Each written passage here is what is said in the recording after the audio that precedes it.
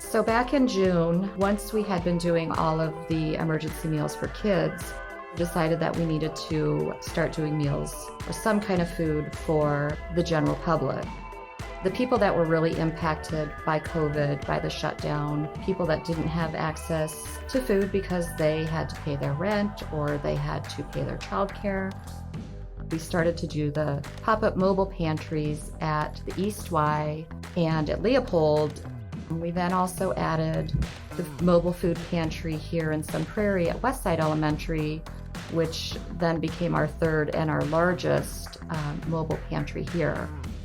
It's a mobile food pantry where we basically put all of the food into their trunks, distance as much as we can. Second Harvest provides all of the food for the pop-up pantry. That generally includes about 65 pounds of food per family. Produce, it's meat, it's dairy, some pantry items. They show up, we load them up, and off they go. So when the state shut down, there were a lot of local organizations that came together to come up with a plan on how we were going to feed our children. And within 48 hours, we had a plan set up.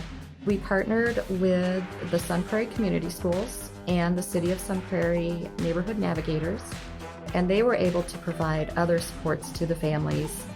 When we shut down, we really wrapped ourselves around our families and just said, what do you need? And many came back with food insecurities. They had their hours reduced. They weren't getting their unemployment or their stimulus check. For me, I know that children who are fed learn better.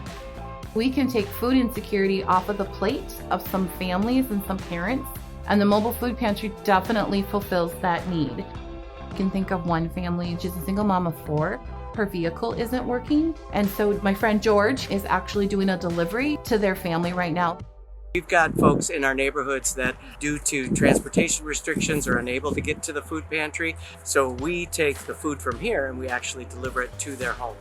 We'll be driving up. All I've got to do is honk the horn, and we have families from 3 different locations that come running to the van.